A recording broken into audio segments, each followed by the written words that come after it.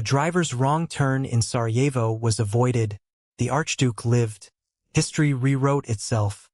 Without the assassination, Vienna skipped the mobilization orders. The July crisis dissolved into a tense diplomatic summit instead.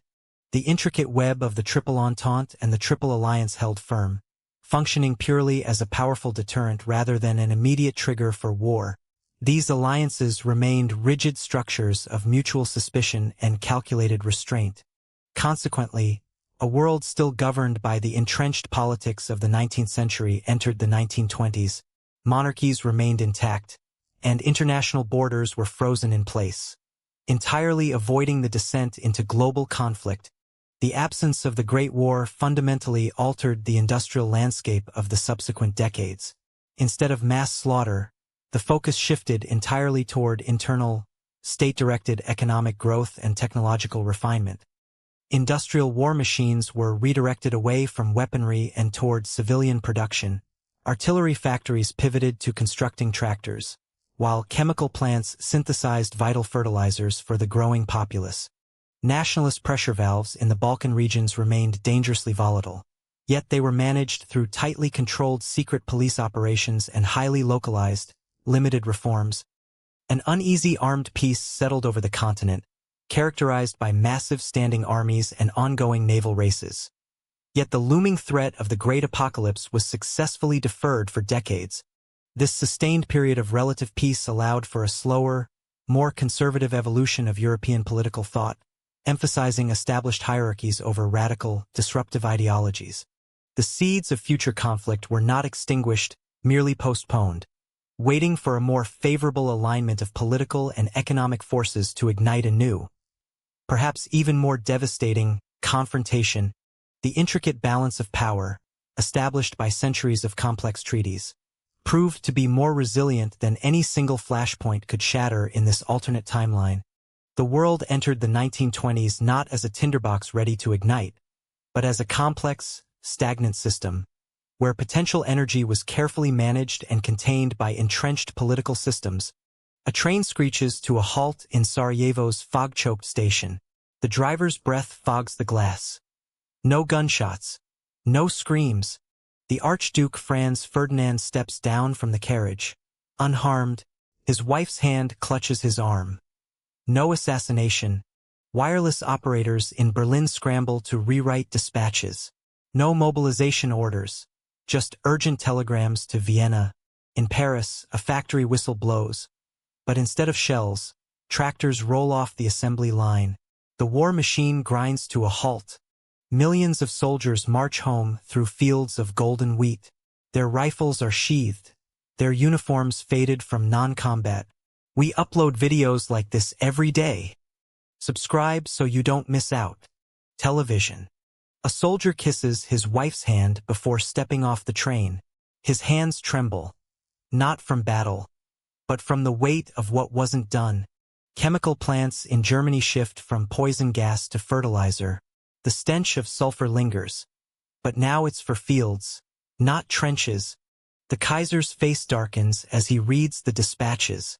No war, just a fragile peace, propped up by steel and diplomacy. In Vienna, secret police monitor nationalist rallies. The city hums with suppressed anger. Like a volcano with no eruption, a young Serbian nationalist smashes a portrait of the Archduke in his apartment. The police arrive, but there's no arrest. In London, a naval officer watches his ship's guns lowered. The dreadnoughts remain, but they're not pointed at France. The Kaiser's advisors whisper about the cost of this peace. Steel and diplomacy can't hold forever. Only time will tell. But beneath the calm, Europe's empires are rotting from within. The question is, how long until the next explosion? A frozen St. Petersburg morning. The Winter Palace stands untouched by revolution. Nicholas II watches the newsreel of his own people marching. Yet no guns fire. The Tsar's secret police arrest agitators before they can spread like wildfire. Russia's factories hum with progress, not protest. Steel becomes the new symbol of power. The Kaiser's portrait still hangs in Berlin. His empire never fell. German scientists toil in secret labs. Their breakthroughs go unhurried, untested in war. No Treaty of Versailles means no German humiliation. The Kaiser's people never taste bitterness. Weimar's cafes never bloom with existential dread. Instead, they serve coffee and courtly gossip. Colonial governors in Delhi and Algiers never hear Wilson's call for self-determination. The British Empire tightens its grip. No mandates, no League of Nations, just iron rule. The jet engine remains a dream in a German blueprint. No rush, no war. Nuclear physics lingers in academic circles. No Manhattan Project, no mushroom clouds. The world's empires grow fat on stagnation. Progress is measured in centuries, not decades. But beneath the gilded surface, the cracks are widening. Empires never heal. What if the greatest wars never happened? What if the world we know is a wound that never healed? Imagine looking at a globe today, then wiping away the post-war borders to reveal a fractured reality where 4 massive land empires dominate the landscape. These empires aren't just neighbors. They are connected by a spiderweb of high-speed rail lines and telegraphic cables that allow for instant diplomatic communication across continents.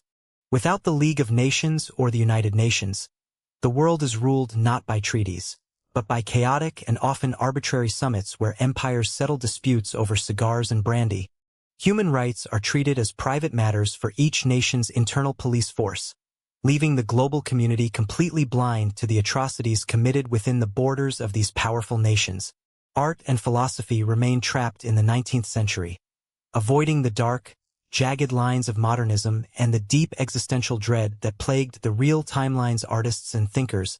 Society marches forward with a terrifying confidence, believing that progress is a divine right granted to monarchs and industrialists who command millions of subjects through rigid social hierarchies. What is the dark truth behind this event? Share your theory below and watch our next investigation. Hi there!